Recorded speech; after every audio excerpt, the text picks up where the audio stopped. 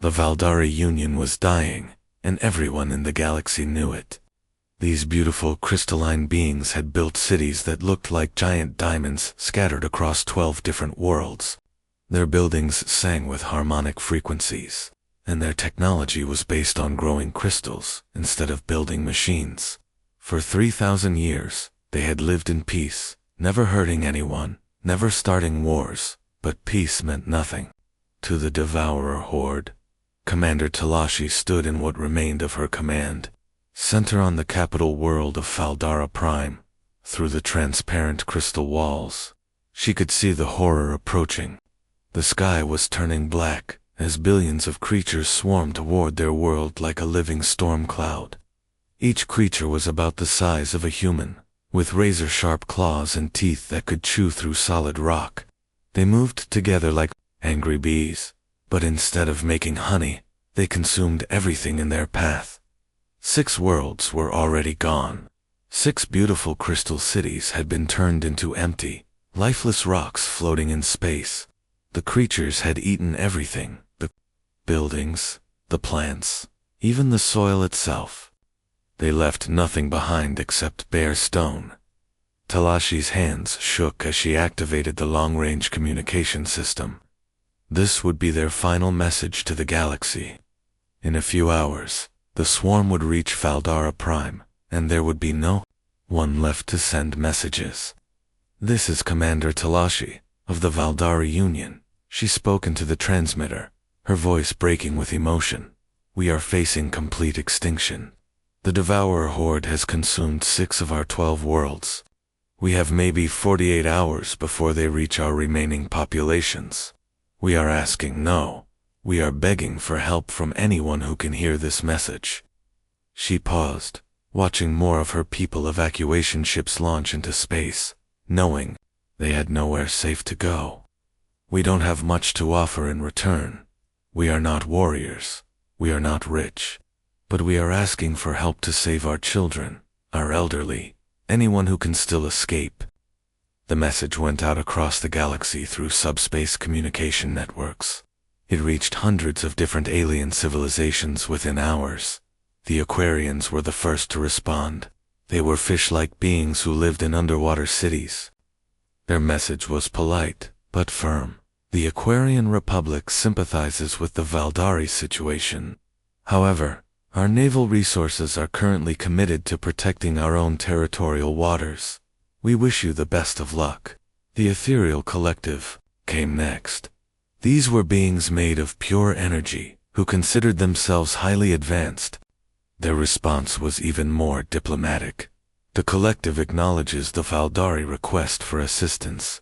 Unfortunately, our previous commitments to explore higher dimensions prevent us from redirecting our forces at this time. One by one, the responses came in. The Silicon Lords didn't even bother replying. The Centauri Federation sent a message saying they were reviewing the situation. The United Reptilian Worlds offered to accept 500 refugees, but only if they could prove they had useful skills. Talashi felt her hope dying with each response. These civilizations had thousands of ships, advanced weapons, and powerful armies, but none of them wanted to risk their own safety to help strangers. She understood their position, but understanding didn't make the pain any less. Then something unexpected happened. A new signal came through the communication system, but this one was different. The voice was rough, direct, and completely lacking in diplomatic language. It belonged to Admiral Jake Morrison of something called the Terran Fleet Command. "Valdari Union, this is Admiral Morrison aboard the UES Vengeance. We received your distress call. What exactly do you need from us?" Talashi blinked in surprise. Someone was actually asking what they needed, not explaining why they couldn't help. "Admiral Morrison," she replied, hardly daring to hope. "We need ships to evacuate our people, maybe 12 vessels. Enough transport capacity for our remaining population of 2 million civilians." There was a brief pause. Then Morrison's voice came back, calm and certain. "Understood, Commander. The cavalry is coming. Prepare your people for immediate evacuation." What Talashi didn't know was that in human military headquarters across 50 different star systems, emergency alarms were already sounding. Her situation had just been classified as a species extinction event, the highest possible threat level in human military doctrine. The galaxy was about to learn what happened when someone threatened to wipe out an entire species while humans were watching. The moment Admiral Jake Morrison ended his communication with the Valdari, something incredible began happening across human space. Emergency signals went out to every military base, every space station, and every fleet group within 50 star systems. This wasn't just a call for volunteers or a request for available ships. This was a full mobilization order, something that hadn't happened since the Great Wars that united Earth under one government centuries ago. On Mars Base Alpha, Captain Lisa Hayes was eating lunch when the alarms started blaring. She dropped her sandwich and ran to the command center, where dozens of officers were already pulling up star charts and ship manifests. "What's the situation?" she asked, sliding into her chair at the navigation console. "Full mobilization," her commander replied grimly. "Every available ship, every trained crew. We're moving out in 6 hours." Similar scenes played out across the galaxy. On Europa Station, Colonel Mike Stevens was training new Marines when his communicator buzzed with the highest priority signal possible. He looked at the message, grinned like a predator who had just spotted prey, and turned to his soldiers. "Boys and girls, pack your gear. We're going hunting." The speed of human mobilization shocked everyone, including the humans themselves. Most galactic civilizations took weeks or months to organize their military forces for major operations. They had committees to form, debates to hold, and diplomatic considerations to weigh. Humans just started moving. Within 3 hours, ships were launching from hidden bases that most aliens didn't even know existed. Massive battleships emerged from asteroid mining facilities, destroyers uncloaked from positions behind moons. Transport vessels loaded with Marines lifted off from planets across human territory.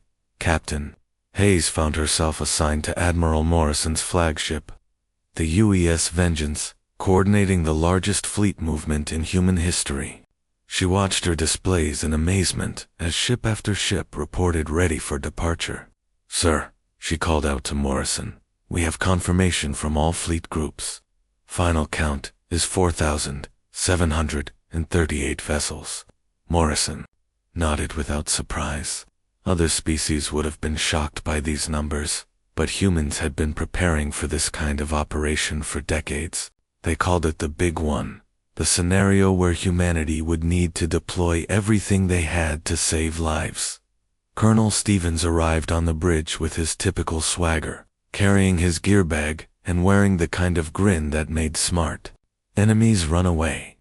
"Admiral," he said, "the aliens have no idea what they just asked for." He was right. Across the galaxy, other civilizations were monitoring human space with growing alarm. The peaceful fish people of Aquarius watched their sensors, in disbelief as thousands of human ships appeared on their screens.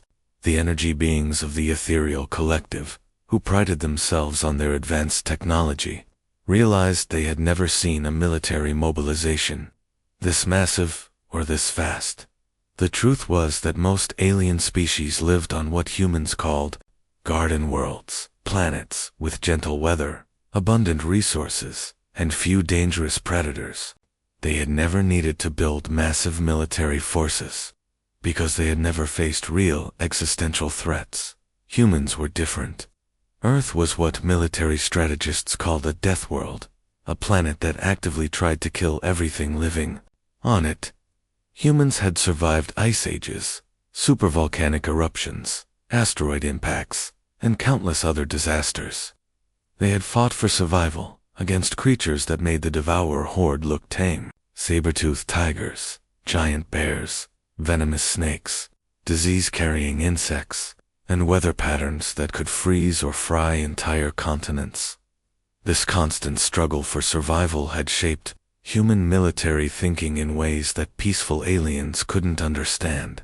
while other species built small, defensive fleets.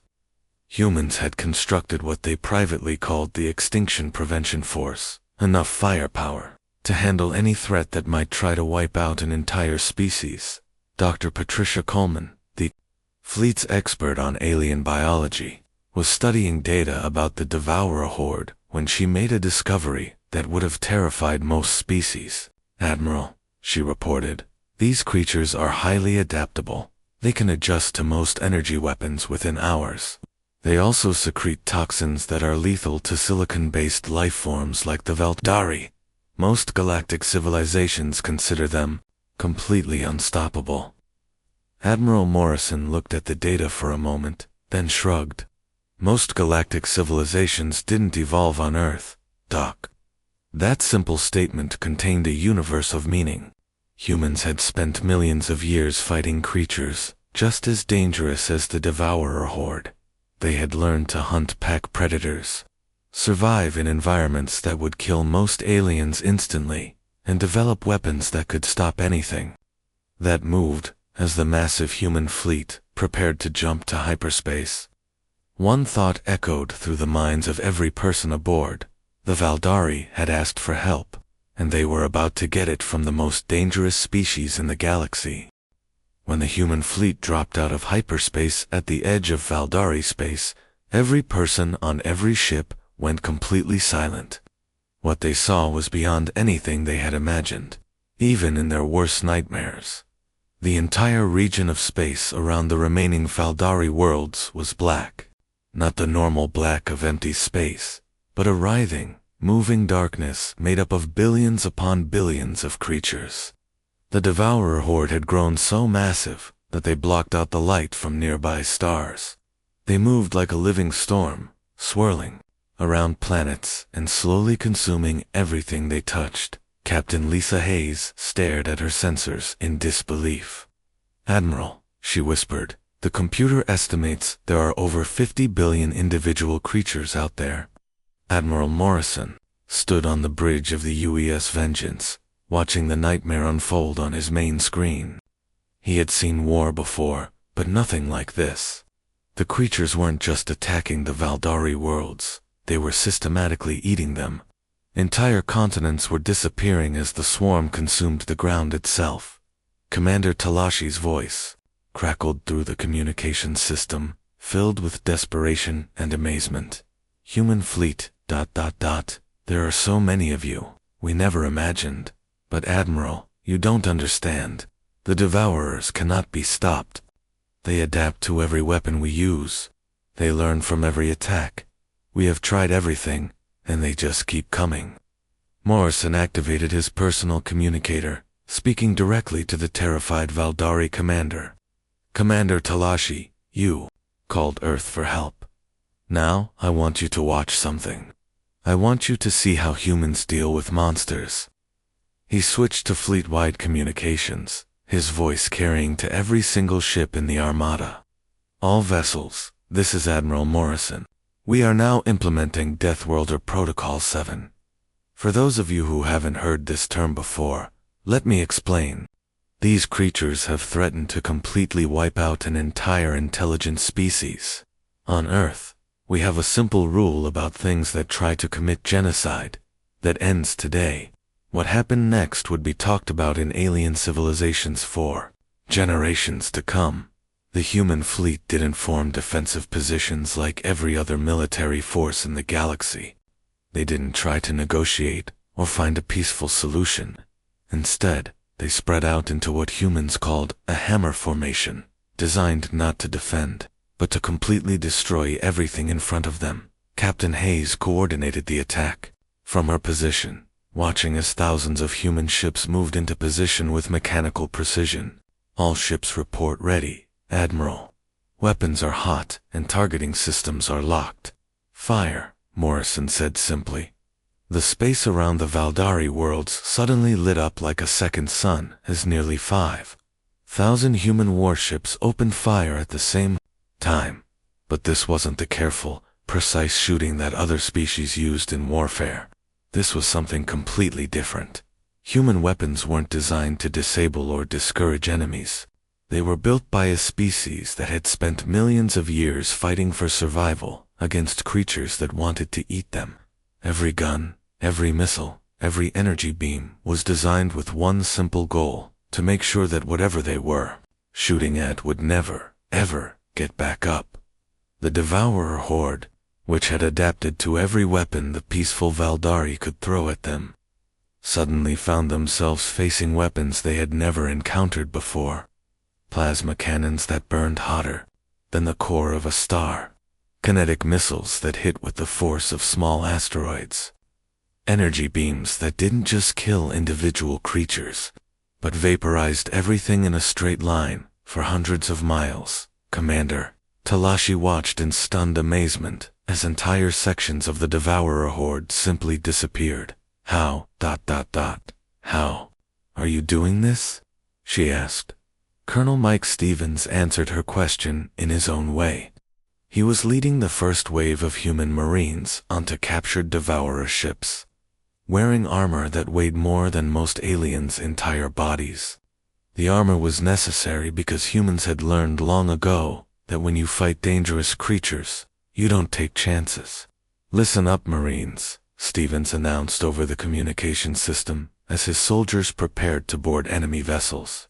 These things think they're scary because they eat planets for breakfast. Well, guess what? We're from Earth. We eat things that eat planets for breakfast. His Marines laughed grimly as they checked their weapons. These weren't the light, elegant weapons that other species used. These were human weapons, heavy, brutal, and designed to stop anything that moved. They had been tested against every dangerous creature on Earth, from polar bears to great white sharks to angry hornets. The boarding operation began with controlled explosions that would have killed most alien soldiers just from the noise. Human Marines poured into Devourer ships like a flood of metal and fury, moving through corridors with the confidence of apex predators who had never met anything they couldn't kill. What the Valdari witnessed next changed their understanding of what warfare could be. Humans didn't fight like other species, with careful tactics and minimal force.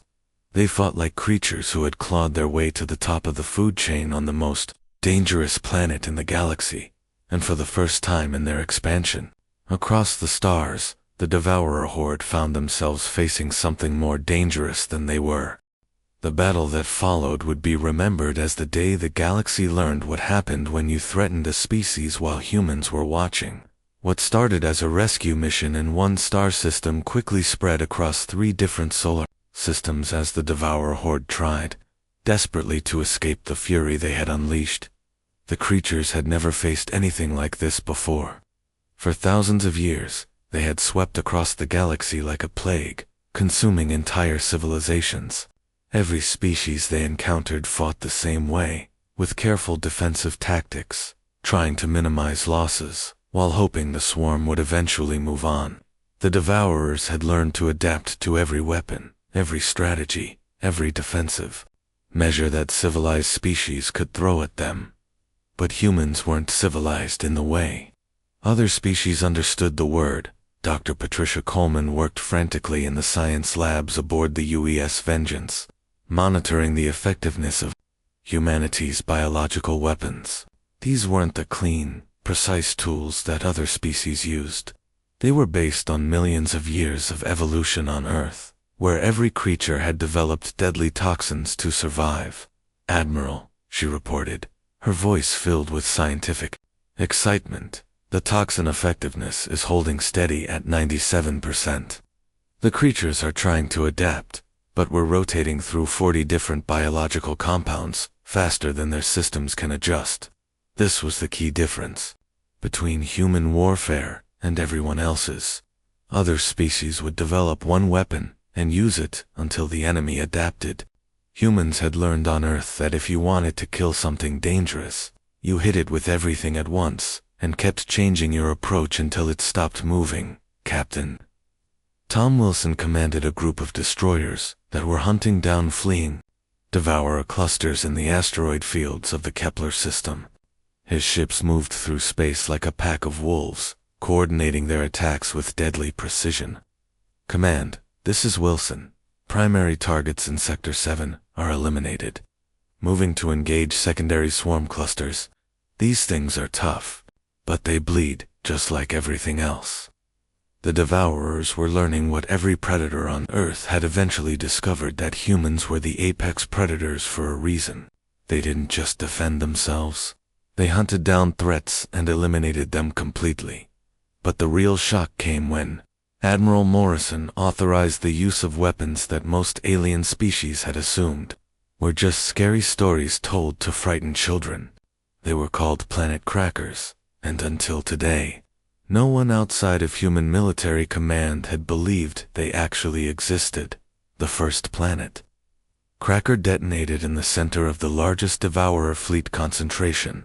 The explosion didn't just destroy the creatures, it tore a hole in space itself, creating an expanding sphere of pure annihilation that consumed everything within a radius of 50,000 miles.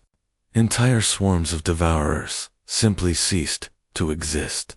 Not killed, but completely removed from reality. Commander Talashi watched from her command ship as 3 more planet crackers detonated in sequence, each one erasing another massive chunk of the horde that had been terrorizing her people. "Admiral Morrison," she whispered into her communicator, What are those weapons?" Morrison's voice was calm, almost bored. "Tools we hoped we'd never have to use, Commander. But your people asked for help, and we don't do anything halfway." The surviving Valdari realized with growing amazement and terror that they hadn't just called for help. They had accidentally summoned the galaxy's most dangerous species to war, and humans, it turned out, were very, very good at war. Guard Colonel Mike Stevens led his Marines through the wreckage of destroyed Devourer ships, hunting down survivors with the methodical precision of experienced predators. His soldiers moved through the debris fields like sharks following a blood trail, using sensors and tracking equipment to find every last creature trying to hide. "These things are smart," Stevens reported to his team. "They're trying to hide in the asteroid fields, probably hoping we'll give up and go home." He laughed grimly. "Too bad for them. We're from Earth. We invented persistence hunting." His Marines spread out through the Kuiper Belt, checking every asteroid, every piece of debris, every possible hiding spot. They had learned this kind of hunting on Earth, tracking dangerous animals through forests and mountains. In space, the principle was the same. Follow the trail until you find your prey. Then make sure it can never hurt anyone again. The turning point came when the surviving Devourers attempted something that no alien species had ever seen before. They began opening dimensional rifts, trying to escape into alternate realities where the humans couldn't follow them. Stevens immediately reported this development to Admiral Morrison. "Sir, the remaining creatures are opening some kind of space portals. Looks like they're trying to retreat to another dimension." Morrison's response was immediate and final. "Negative, Colonel. Pursuit authorized. These things threaten to wipe out an entire species. We don't let genocide escape to try again somewhere else." The Valdari listened to this exchange in stunned silence. The humans weren't content to just drive away the threat. They were planning to hunt it across multiple dimensions to make sure it could never return. For the first time in galactic history, a predator species had met something more predatory than themselves, and they were learning why humans had earned their reputation as the most dangerous creatures in the known universe. What happened next became the most talked about military operation in galactic history. Most species would have been satisfied with driving away the Devourer horde, maybe chasing them to the edge of their territory before declaring victory. But humans had a very different idea of what solving a problem meant. When the surviving Devourers opened dimensional rifts to escape into alternate realities, they probably thought they were safe. After all, no species in the galaxy had ever developed the technology to follow enemies across dimensional barriers. The very idea seemed impossible until the human fleet began pouring through the rifts in pursuit. Captain Lisa Hayes found herself coordinating the most complex military operation in human history from the command center of the UES Vengeance. Her screens showed tactical displays from 7 different dimensions simultaneously, tracking human forces as they hunted down the remaining Devourers across multiple realities. "Admiral," she reported, watching her sensors carefully, "we've got confirmation from all pursuit groups. The creatures are trying to establish new hives in dimensions 4 and 6, but our forces are already engaging them." This was unprecedented. Humans had taken their entire fleet and followed a fleeing enemy into alternate versions of reality, fighting battles in universes where the laws of physics worked differently. Other alien species monitoring the situation couldn't believe what they were seeing. Dr. Patricia Coleman worked around the clock in her science lab, analyzing samples from creatures killed in different dimensions. "Sir," she told Admiral Morrison, "we're finding devourer colonies that have been hiding in these alternate realities for thousands of years. Some of these hives are massive, probably the source populations for invasions across dozens of galaxies." Morrison nodded grimly. This explained how the Devourers had appeared so suddenly throughout known space. They hadn't evolved in this reality. They were invaders from parallel universes, using dimensional rifts to launch surprise attacks on unsuspecting civilizations. The hunt continued for 3 weeks. Human Marines, led by Colonel Mike Stevens, fought battles in realities where gravity worked backwards, where time flowed in circles, and where solid matter existed in 11 dimensions instead of 3. They adapted to each new environment with the flexibility that had allowed humans to survive on Earth, a planet that had regularly tried to kill them with ice ages, volcanic eruptions, and meteor impacts. "This is Stevens to all units," the colonel reported during the final assault on the largest Devourer hive. "Remember, these things have been using dimensional hiding spots to launch sneak attacks for millennia. We're not just finishing a fight. We're making sure this never happens again, to anyone." His Marines pressed forward through crystalline tunnels that existed in 4 dimensions simultaneously, using weapons modified to work in alternate realities. They moved with the systematic thoroughness of predators who had learned that leaving dangerous creatures alive was a mistake that could cost lives later. The end came suddenly. Captain Hayes watched her displays as the last Devourer cluster was eliminated in Dimension 7. "Admiral," she announced, "final swarm cluster eliminated. All sensors show 0 remaining hostiles across all tracked dimensions." Dr. Coleman completed her biological analysis an hour later. "Sir, I can confirm complete extinction of the Devourer species across all known dimensional variants. We've also deployed permanent monitoring stations at every dimensional breach point we discovered. If anything tries to use these rifts again, we'll know about it immediately." The aftermath of the operation was unlike anything the galaxy had ever seen. Commander Talashi, her crystalline body still shaking from stress and amazement, approached Admiral Morrison during the victory meeting aboard his flagship.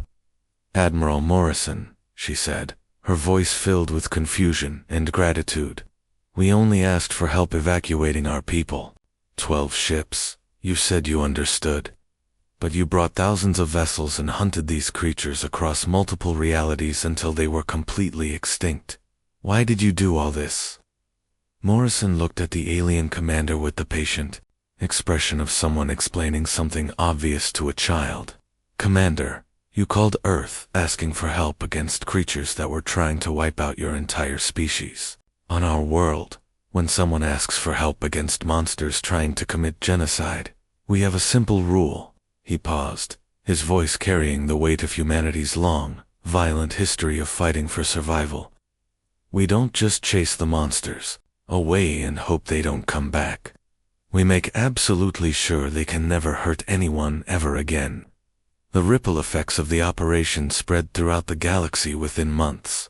Every major alien civilization quietly updated their files on human military capabilities.